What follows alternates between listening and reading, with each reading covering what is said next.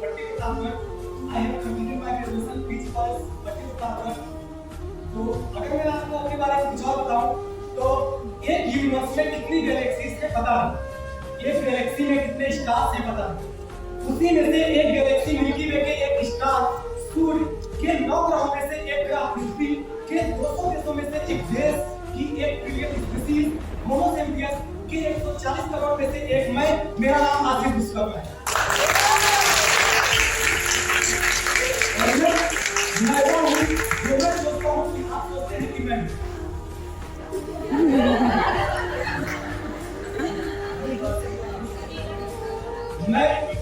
वह हूँ जो मैं सोचता हूँ कि आप सोचते हैं कि मैं, और मेरा घर इसी प्लेनेट अर्थ के 7 महाद्वीपों में से एक महाद्वीप एशिया के एक देश भारत के 28 राज्यों में से एक राज्य उत्तर प्रदेश के और शक्ति और भक्ति के इस संगम इस इलाहाबाद की धरती को नमन करता हूँ। यहाँ पर आए हुए प्रोफेसर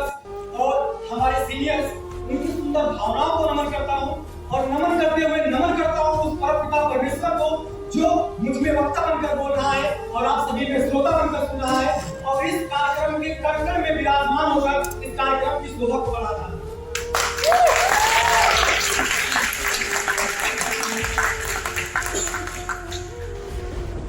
आओ चलो चलकर एक आगाज करते हैं। जो समय बीत गया है उसे छोड़कर एक नई शुरुआत करते हैं। आजादी और अभिव्यक्ति की लड़ाइयां तो बहुत लड़ ली हमने, चलो अब खुद से लड़ने की बात करते हैं।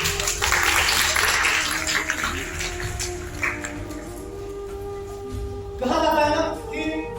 जब हम इस धरती पर आए थे, हमारी धरती पर आने से पहले जब मिलियन ऑफ स्पर्म की रेस लगी थी तो उसमें से एक स्पर्म जाके मां के ओवम के साथ फ्यूज हुआ और उसके बाद एक बच्चा आया जो थे हम। तो हम इस देश में जीते थे तब इस धरती पर आए और आज हम कैसे मान सकते हैं कि हमसे कुछ नहीं हो सकता है? तो कैसे कह दूं कि थक गया हूं मैं, न जाने कितने लोगों की उम्मीदें मेरे साथ। एक व्यक्ति का जो व्यक्तित्व होता है वह 2 चीजों से मिलकर बना होता है, एक जेनेटिक्स और दूसरा होता है एनवायरनमेंट। जेनेटिक्स, अगर कोई व्यक्ति बहुत लंबा है और अगर कोई व्यक्ति बहुत अच्छा है तो अगर हम बारीकी से देखें तो उसमें उसकी भागीदारी जो है वो 0%, क्योंकि वो ऐसे पेरेंट्स के घर पैदा हुआ जिनकी जीन्स की हिस्ट्री में लंबापन था तो वो लंबा हो गया और जिनकी जीन्स की हिस्ट्री में गोरापन था तो वो गोरा हो गया। तो इसमें हमारी भागीदारी जो है 0%। अगर मेरी हाइट 5 फुट है और मैं दिखने में बहुत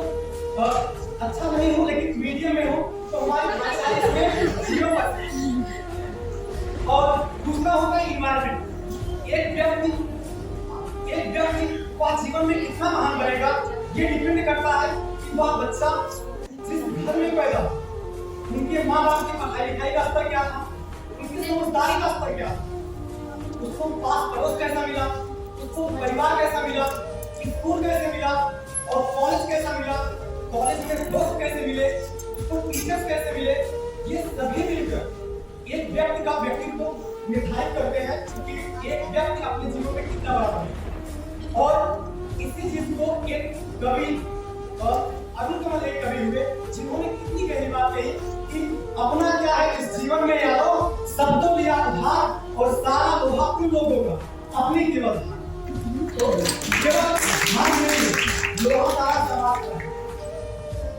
और देखिए भगवान ने हम सभी के पास एक बहुत ही अच्छा हथियार दिया है और वो है हमारा माउथ, मुंह जो है इसका प्रयोग हमेशा सोच समझ के करना चाहिए, बल्कि हमें काम को बिगाड़ सकता है और बिगड़े हुए काम को या बना सकता है या जो है बना सकता है। अगर कोई व्यक्ति है, अगर हमें उसकी कोई चीज मना करना है तो हम उसे ऐसी बात ना बोले कि ताकि उसके दिल पर ठेस लगे, क्योंकि एक कवि ने कहा था कि अगर किसी चीज को मना करना है तो हम ऐसे कर सकते हैं कि जिक्र किया जुबान पे अब नाम नहीं, इससे बढ़कर कोई इंतकाम नहीं। और अगर कोई दोस्त है, अगर कभी दोस्ती हो, इंट्रो हो, और उसके बाद आपको लगे कि छोड़ जाने दो, ये ठीक नहीं है, तो उसके लिए एक कवि ने कहा था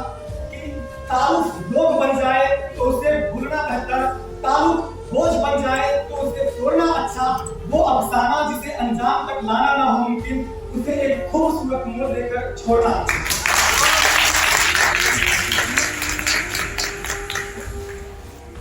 और खुद पर इतना भरोसा रखना है कि कहते हैं ना कि हम भी दरिया हैं और हमें अपना हुनर मालूम है, जिस ओर बहेंगे रास्ता हो जाएगा। और कहते हैं ना कि कर्म अगर सच्चा है तो कर्म कहाँ निष्फल होगा,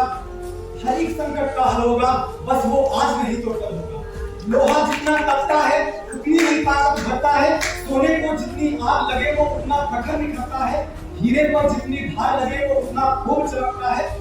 और मिट्टी का बर्तन पकता है तब धुन पर खूब खनकता है। सूरज जैसा बनना है तो सूरज जितना जलना होगा, नदियों का आदर पाना है तो पर्वत छोड़ निकलना होगा। और हम उस भगवान के बेटे हैं तो क्यों सोचे कि राह सरल हो।